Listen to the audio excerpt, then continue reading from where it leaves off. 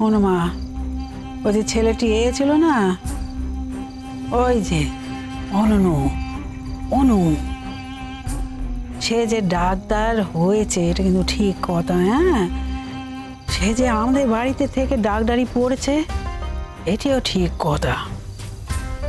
তখন তো সে হলো যে তোমার বড় মামু, হ্যাঁ বড় মামুর বন্ধুর ছেলে। তখন তো তোমার বড় মামু বেঁচে ছিলেন, তো সে দয়া করে ছেলেটিকে ঘরে নিয়ে এলেন। ছেলেটি বাবার অবস্থা খুব খারাপ, খুব খারাপ। তো বড় মামু বললেন, হ্যাঁ যে বেলা ছেলেটা লেখাপড়ায় ভালো, ডাক্তারি পরীক্ষায় চানস পেয়েছে, তা সে আমাদের বাড়িতে থেকে পড়াশোনা করুক না, খেতিটা কোথায়। হ্যাঁ, সে তো বাইরে যে সে খাওয়া পড়ার খরচ দেওয়া তো তার ক্ষমতা নেই, সে আমাদের বাড়িতে থেকে পড়াশোনা করুক। আমাদের সাদা মনে কোনো কাদা নেই, আমরা বললাম থাকুক না, কি হয়েছে, একটা ছেলে যদি বাড়িতে থেকে পড়াশোনা করে উদ্ধার পেয়ে যায়, খেতিটা কোথায়। খেতি, বাপরে বাপরে বাপ, কি বলবো তোমাকে, সে যে কি অদম্য করলে, কি অদম্য যে করলে ছেলেটি। সবই তো বুঝতে পেরেছ। শোনো, প্রেম ভালোবাসা কি মানুষের মধ্যে হয় না গো? হয় হয়, তাতে তো মানানসই হতে হবে তো। হ্যাঁ, জাতি ধর্মে একটু মিল থাকবে তো। তাদের সঙ্গে আমাদের জাতি ধর্মে কোনো মিল নেই গো। আরে বাড়ির কর্তারা ওই এক কথা বলে, হ্যাঁ যা করো তা করো, কিন্তু অজাতে যেও নি গো, মোটে অজাতে যেও নি। হ্যাঁ, তোমরা আজ হয়তো লেখাপড়া করা ছেলে মেয়ে, তোমরা হয়তো বলবে শুধু শুধু এ কথা কেন। আমাদের আমলে তো এমন ধারাই ছিল না, ভাবখানা কেলেঙ্কার, কি কেলেঙ্কার, একটু আধটু কেলেঙ্কার কি করেছিল জানো? কি করেছিল?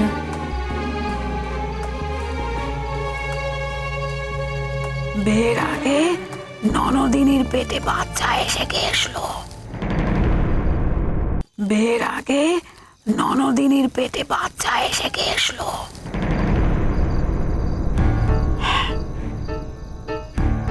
তাই তো, তবে কি বলছি তোমাকে এরূপ কথা মা, আমি যে কি অবস্থার মধ্যে দিয়ে গিয়েছি না, তোমাকে কি বলবো। আর তোমার মেজ মামি সে তো ভাষণ দেয় খালাস, আর ওস্কায়, খালি সকলকে ওস্কায় ওস্কায়, আর নিজে বৌমাকে ওস্কাচ্ছে। দেখো না, বৌমাটি তাকে আছাড় মেরে ছুঁড়ে মারলো বলে ভালো হবে, এবার এসে পড়ুক আমার পায়ে। হ্যাঁ, আমিও মজা দেখবো বসে বসে। অনেক অপমান হয়েছে, অনেক অনেক। তারপর সেই বাচ্চাটার কি হলো? কি করব, যতদিনে বুঝতে পারলাম না তত কোনো কিছু করার উপায় নেই তো, কোনো কিছু করার উপায় ছিল নি। পরামর্শ কি করব, বাড়িতে নাওয়া খাওয়া সব উঠে গেল। আর তোমার মেজ মামু, বাপরে বাপ, তার জীবনের ওপর দিয়ে যা গিয়েছে না, তার খাওয়া নেই, নাওয়া নেই, ঘুম নেই। তো সেজ মামু একই অবস্থা, মেয়েটাকে ঘর বন্দি করতে হলো। আর সব সময় ঘরে পাহারাতে থাকতাম, বাচ্চা মেয়েটা পালে না যায়। তারপরে কি করলাম আমরা, ওই ছেলেটাকে একবার দুধ চাই করে ঘর থেকে বিদে করে দিলুম। ততদিনে তোমার বড় মামু তো পৃথিবী ছেড়ে চলে গেছে, আমি তো বেদবা তো। তাও গেছি জানো তো, হ্যাঁ ওই ছেলের বাপের কাছে আমি গেছলুম, সেই গায়ে তাকে গিয়ে সব জানালুম আর বললুম, শুনুন আমার ছেলে যদি ফের আমাদের মেয়ের দিকে হাত বাড়ায় না, তার ভবিষ্যৎ একদম নষ্ট হয়ে যাবে, জেলে বসে বসে পচবে পচবে, শুধু পচবে। বাবা, এত সাংঘাতিক কাণ্ড। তারপরে বাচ্চাটার কি হলো? বলবো, আমি যখন বলেছি বলবো, কিন্তু তার আগে তুমি এই কাজটা করো দেখিনি। তুমি রৌনকে বোঝাও, হ্যাঁ বুঝে সুঝে বেটাকে নেরস্ত করো। হ্যাঁ, তোমার হাত ধরে বলছি, আমি হাত জোর করে বলছি, তুমি কাজটা করে দাও, আমাদের উদ্ধার করে দাও। তুমি বলো, রানুকে বলো, হ্যাঁ ও যাও। ঠিক আছে বড় মামি, ঠিক আছে, আমি দেখছি। আমায় তুমি যা বলছো আমি কিন্তু ও তো আর আজকাল আমার কথা শোনে না। ও কি আমার কথা শুনবে বলো? ও আবার কি কথা গো, তুমি এমন করে বলবে যাতে ও শুনে? হ্যাঁ গো, তোমার পুরনো বন্ধু, ও তোমাকে খুব পছন্দ করে তো, খুবই। নেহাত মেয়েটা পড়েছে, হ্যাঁ, মাঝে মাঝে তোমার নামে কি না গায়, তাই মাঝে মাঝে একটু রুষ্ট হয়। তাহলে রনর মন থেকে মেয়েটা তোমার একেবারে তোমাকে সরিয়ে দেবে, আর তুমি বসে বসে এটা দেখবে? হ্যাঁ, তোমার পুরনো বন্ধু না? আমি বলি কি, তুমি একটু উঠে পড়ে না গো দেখিনি, দেখি না কি হয়।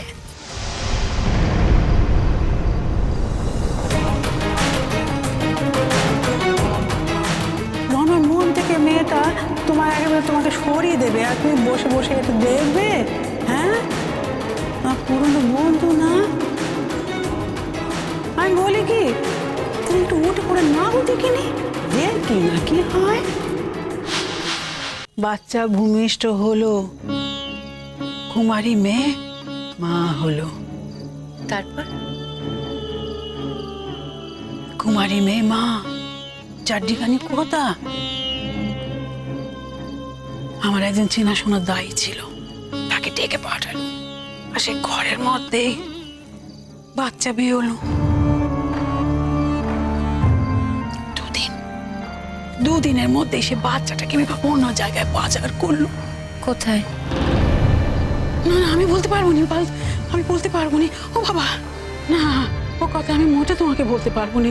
তোমাকে জিজ্ঞেস করোনি গো মা, হয়তো একটা দিন আসবে তখন সব কথা আমাকে খুলে বলতে হবে।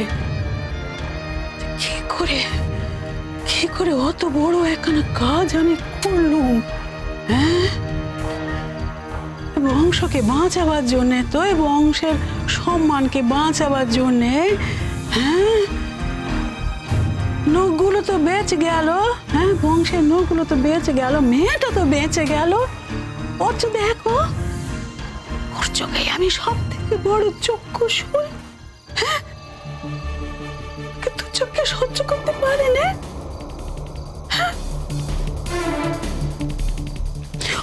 হতো নি তো, ওর ছেলের সঙ্গে বিয়ে হতো নি। কি করে হবে? সবে তো ডাক্তারি পড়ছে, ছেলেটি মোটে দাঁড়াতে পারেনি, চাকরি বাকরি নেই। আমাদের সঙ্গে জাতের তো কোনো মিল নেই গো। হ্যাঁ গো, আমাদের বাড়ির কথা দুই একই কথা। হ্যাঁ, একই কথা। বংশের যেন বদনাম না হয়। মেশা কুকু বলতো, মরে যাব, মরে যাব, তো বংশের বদনাম যেন না হয়। তোমার বড় মামু তো একই কথা বলতেন, না খেতে পেয়ে মরে যাওয়া ভালো, এমন কাজ করবো না যাতে বংশের বদনাম হয়। দেখো, ওই বংশের জন্যই তো এত করে জলে আমি নামলুম। দেখো, সকলের আমি চক্ষুশূল। তারপর কি হলো? তারপরে কি পিসিমণি?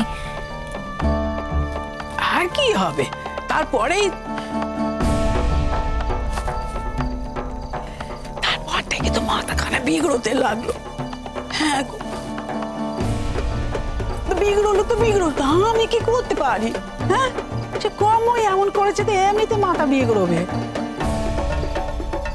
তারপর থেকে ওই চিকিৎসা শুরু হলো। সে তো কি চিকিৎসা তুমি তো জানো। সবসময় কি মাথা বিগড়ে থাকে? যখন মনে পড়ে, মাঝে মাঝে যখন মনে পড়ে, অমনি একদম খেপে ওঠে। হ্যাঁ, আমার কাছে তেড়ে আসে, আমাকে অভিশাপ দেয়, আমাকে চক্ষুশূল তো আমি। আমি কিন্তু একটা কথা বলছি, কথা মা, বিয়ে হতে পারে না। আচ্ছা বড় মামি, এখন যদি বিয়েটা হয় তাহলে তোমার আপত্তি কোথায় বলো তো? না মানে আজকালকার দিনে তো এরকম হয়, আর হতেও তো পারে যে পিসিমণি ভদ্রলোককে বিয়ে করে সুখী হলো। না না না না না, হবে না, সুখী হতে পারবে না। কি করে সুখী হবে? কিছু তো জানে না, বাচ্চা হয়েছে জানে না তো। সে হয়তো জানতো যে বাচ্চা হতে পারে, কি হওয়ার কথা আছে, বাচ্চা যে হয়ে গেছে সেটা জানে নে। আর বিয়ে হলে তো সবকিছু জানাজানি হয়ে যাবে না। হ্যাঁ,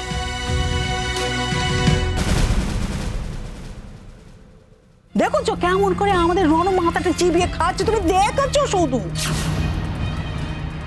কারোর অ্যাবসেন্সে তার বিরুদ্ধে কথা বলাটা যে অন্যায় সেটা জেঠিমা নাও জানতে পারে। তা বলে কি তুমিও জানো না রূপকথা দি? কুসুম দোলা কুসুম